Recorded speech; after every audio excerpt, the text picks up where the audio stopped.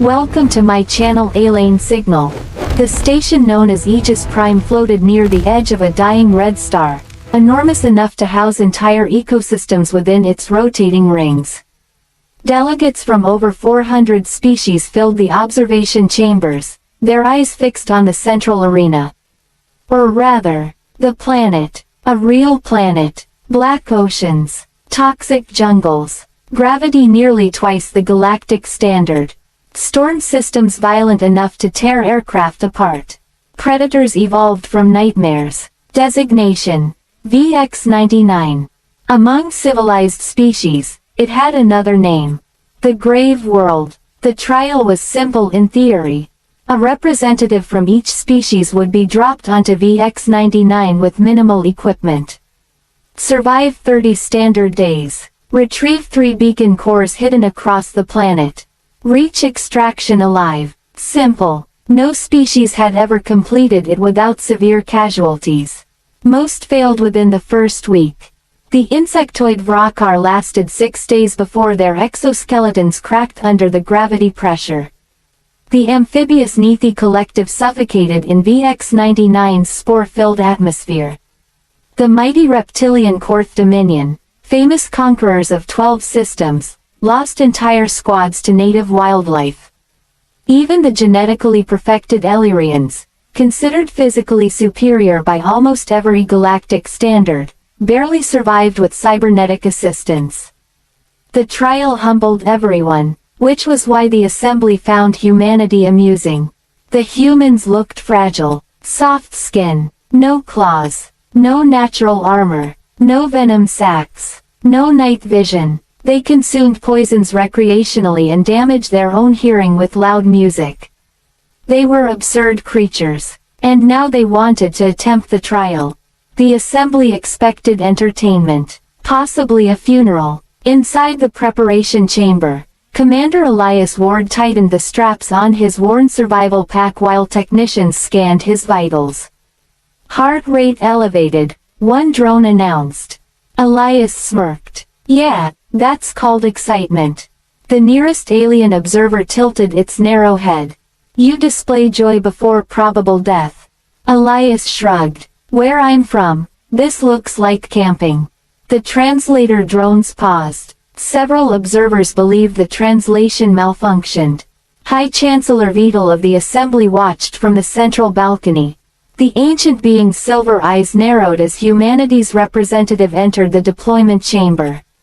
Remind me, Vital said slowly, why was this species approved? An aide answered carefully. Humanity petitioned aggressively for inclusion after learning the trial existed. Why? The aide hesitated. They believed it sounded fun. Silence spread across the balcony. One delegate physically recoiled. Another whispered a prayer. The deployment countdown began. 10, 9, 8. Elias rolled his shoulders. 6, 5. He grinned. 3, 2, 1. The drop pod launched. VX-99 welcomed him with violence. The pod slammed into dense jungle hard enough to crack stone. Trees taller than skyscrapers swayed under hurricane-force winds. Rain hammered the canopy like artillery fire. Elias crawled from the wreckage coughing.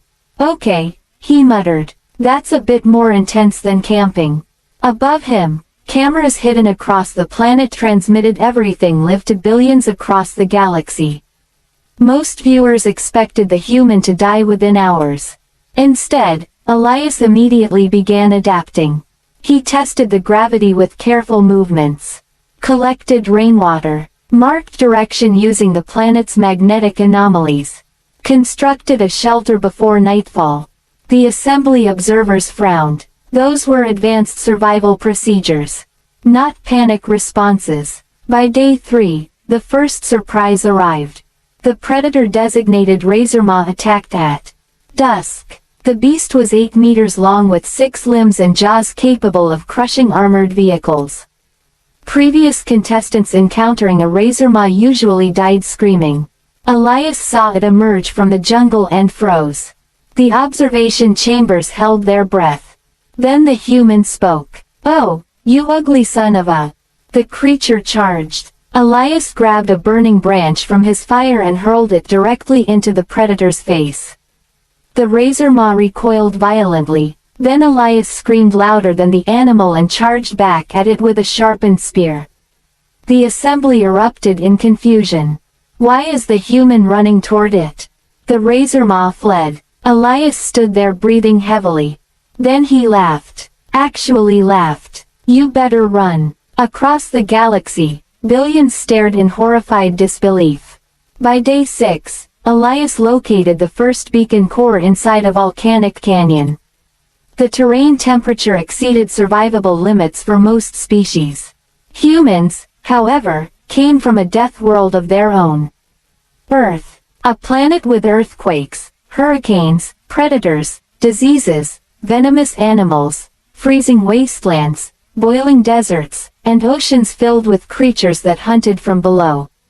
Human evolution had not occurred in safety. It occurred through stubbornness, through persistence, through refusing to die. VX-99 wasn't alien to Elias. It felt familiar. The assembly slowly began reviewing human historical archives. What they found disturbed them deeply. Humans climbed mountains, because they were there. They crossed frozen oceans in wooden ships. They intentionally jumped from aircraft for recreation. They invented sports involving impacts, explosions, and controlled violence. Some humans voluntarily explored abandoned ruins rumored to be haunted. One assembly scientist summarized humanity in a single sentence. They mistake danger for entertainment. Day 10 changed everything. A massive electrical storm engulfed the northern continent. Lightning storms on VX-99 were infamous for vaporizing entire expeditions. The assembly prepared for the humans' death. Instead, Elias used metallic debris from his drop pod to construct lightning rods around his shelter. Then he cooked food over the redirected electrical discharges. One observer nearly fainted. He is using the storm. Another whispered, the human is adapting faster than the planet can kill him. The second beacon core rested inside the ruins of a forgotten alien facility buried beneath toxic swamps. Most species avoided the swamps entirely. VX-99's waters carried microorganisms capable of dissolving organic tissue within hours. Elias approached carefully, then stopped. His eyes narrowed. The mud moved. Thousands of small predators erupted from the swamp simultaneously. The audience expected panic. Elias sighed. Oh great, he muttered. Space piranhas. He lit improvised explosives and detonated entire sections of swamp, using fire to create a path forward. The explosion echoed across the wetlands. Several assembly delegates demanded clarification. Are humans trained military engineers? A Terran ambassador answered proudly. Sometimes. But honestly, humans just like blowing things up. By day 15, public opinion across the galaxy shifted from mockery to fascination. The human wasn't merely surviving. He was becoming comfortable. Elias had started naming wildlife. He referred to one predator as murder chicken. Another became stabby lizard. He spoke to dangerous creatures as if they were annoying neighbors. Worse still, VX-99 itself seemed unable to stop him. Then came the mountain pass. Every previous contestant who reached the pass failed. The region housed the apex species of VX-99. The Thresher Titan, 30 meters tall, armored hide, thermal vision, intelligence comparable to primitive sapients. The Titan hunted for sport. The assembly chambers fell silent as Elias entered the snowy pass. Then the ground shook. The Titan emerged from the blizzard like a moving fortress. Even Elias stopped smiling. Okay, he whispered. That's new. The Titan roared. Snow avalanches crashed from nearby cliffs. The cameras trembled. For the first time, fear crossed Elias Ward's face. Across the galaxy, civilizations leaned forward.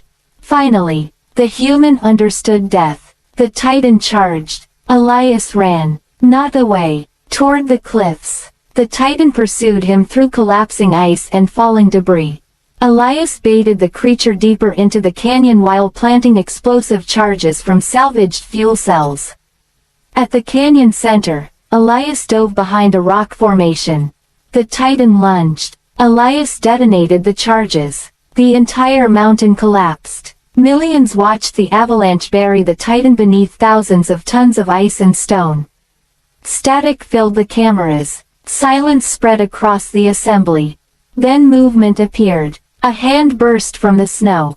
Elias crawled free, coughing violently. He looked at the destroyed canyon behind him. Then he started laughing again.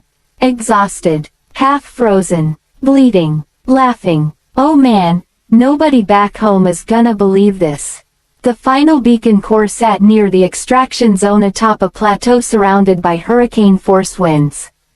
Only 3 days remained. The assembly assumed exhaustion would finally break him. Instead, humans revealed another terrifying trait. Persistence beyond reason. Elias climbed through freezing rain with a fractured arm, infected cuts, and dangerously low supplies. Still moving, still refusing to quit. The human body should have failed. Yet he continued. One assembly biologist finally understood why. Humans evolved as endurance predators, she whispered. The chamber turned toward her. She continued carefully. Most predators sprint. Humans chase. Slowly, relentlessly, until prey collapses from exhaustion. Her voice shook. VX-99 cannot scare a species evolved to outlast monsters. Elias reached the final beacon at sunrise on day 29. 1 day early. The extraction shuttle descended through violent winds while assembly observers waited in stunned silence. The human staggered aboard, bruised, scarred, exhausted, alive. For several seconds, nobody in the galaxy spoke. Then the station erupted, not with mockery, with shock, fear, admiration. Humanity had completed the Deathworld trial on their first attempt. Without genetic enhancements. Without advanced military support, without losing their sanity, arguably while enjoying it. Back aboard Aegis Prime, Commander Elias Ward stood before the full Galactic Assembly. Medical drones treated his injuries while hundreds of alien delegates stared at him as though observing a dangerous animal. High Chancellor Vital finally spoke. Commander Ward, there is something we do not understand. Elias sipped water. What's that? Why did you continue? The trial endangered your life repeatedly. Logic dictated retreat. Elias thought for a moment. Then smiled. Because quitting would have sucked. The translator drones processed the statement 3 times. The meaning remained unchanged. Vital stared at the human for a very long time. Then asked the question now haunting the galaxy. Commander, what kind of world creates people like you? Elias leaned back. A fun one. Months later, the consequences spread throughout known space.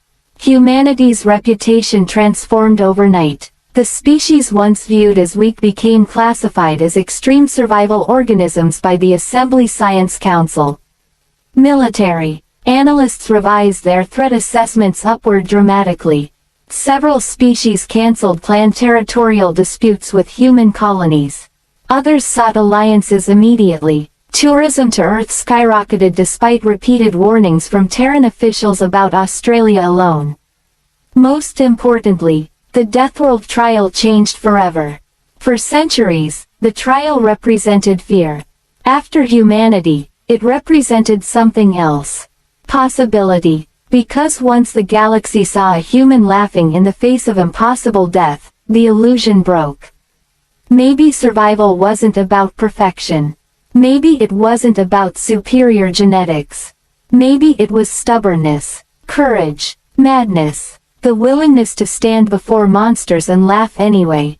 Years later, a statue was erected outside the trial chambers on Aegis Prime.